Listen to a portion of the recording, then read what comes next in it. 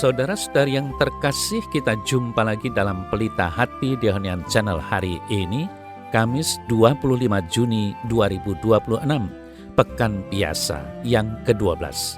Bersama saya Romo Thomas Suratno, SCY, dari komunitas SCY Teluk Betung, Bandar Lampung, mendengar dan merenungkan sabda Tuhan, yakni firman Tuhan yang tersurat dalam Injil Matius, bab atau pasal 7, ayat 21 sampai dengan ayat 23.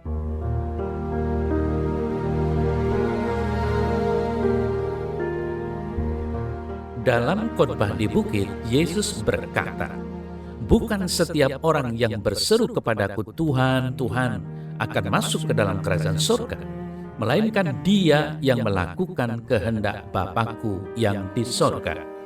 Pada hari terakhir, banyak orang akan berseru kepadaku, Tuhan, Tuhan, bukankah kami bernubuat demi nama-Mu dan mengadakan banyak mujizat demi nama-Mu juga? Pada waktu itulah aku akan berterus terang kepada mereka dan berkata, Aku tidak pernah mengenal kamu. Enyahlah daripadaku, kamu sekalian pembuat kejahatan."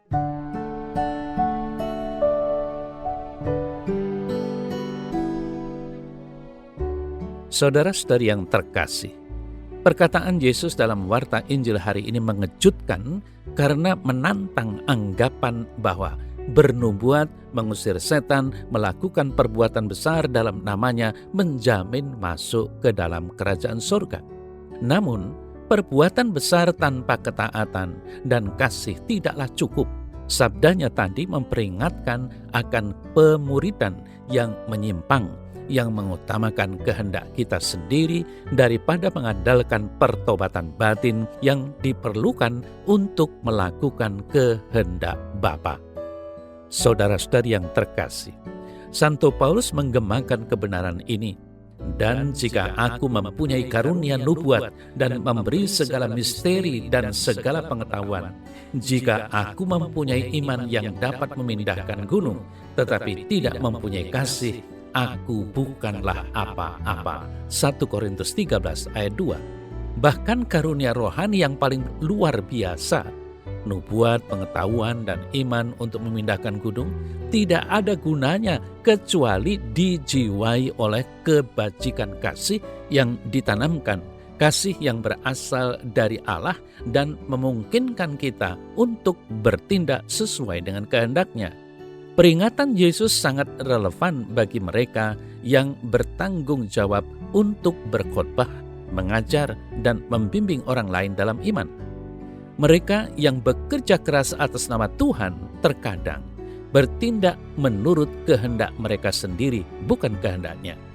Kadang-kadang bahkan orang Kristen yang saleh pun gagal menjadi instrumen otentik dari kehendak Tuhan yang murni dan sempurna. Keliru menganggap penilaian atau keinginan mereka sendiri sebagai bimbingan ilahinya. Saudara-saudari yang terkasih, sangat penting bagi setiap orang yang mengaku mengikuti Kristus untuk secara teratur merenungkan perkataan Yesus ini. Ia tidak mengajarkan pelajaran ini sebagai peringatan teoritis semata, tetapi karena ia tahu bahwa banyak pengikutnya akan membutuhkannya. Bagian ini tidak dimaksudkan untuk mendorong kita menghakimi orang lain di dalam gereja, dengan menganggap diri kita dapat mengidentifikasi mereka yang sesuai dengan gambarannya.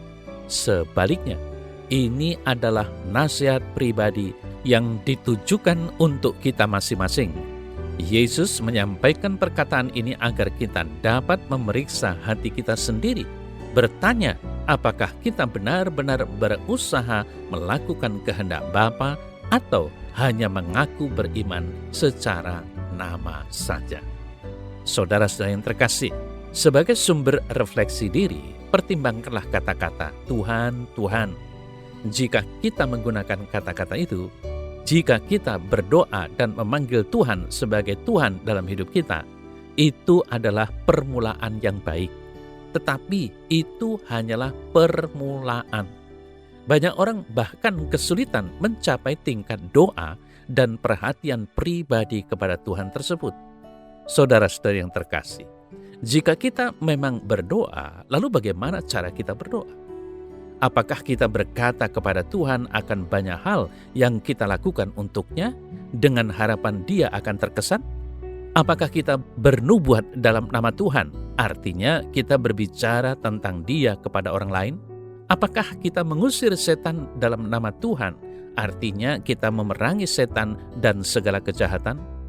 Apakah kita melakukan perbuatan-perbuatan besar dalam nama Tuhan? Artinya kita terlibat dalam pekerjaan-pekerjaan yang mencerminkan kemuridan Kristus. Jika demikian, saudara-saudara yang terkasih, itu bagus. Berdasarkan Injil hari ini, itu belum atau tidak cukup. Menurut Tuhan kita, sebagian orang yang menjawab ya atas pertanyaan-pertanyaan itu akan mendengar pada saat penghakiman mereka, "Aku tidak pernah mengenalmu. Pergilah dari hadapanku, hai kamu orang-orang jahat."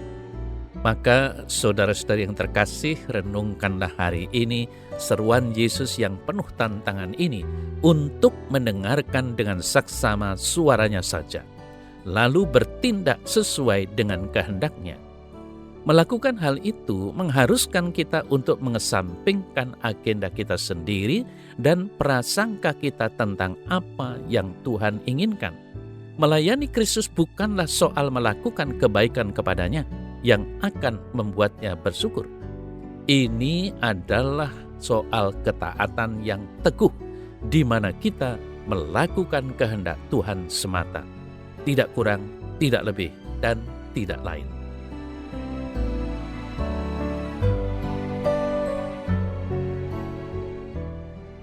Dalam nama Bapa dan Putra dan Roh Kudus. Amin. Ya Tuhanku yang Maha Adil, penuhi pikiranku dengan firman-Mu, agar aku dapat mengenal jalan-jalan-Mu.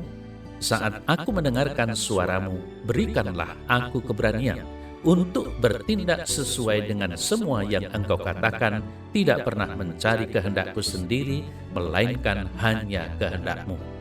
Gunakanlah aku sesuai kehendak-Mu untuk kemuliaan-Mu, dan jadikanlah aku taat kepada firman-Mu, agar hidupku dibangun di atas dasar iman dan kasih yang kokoh. Amin.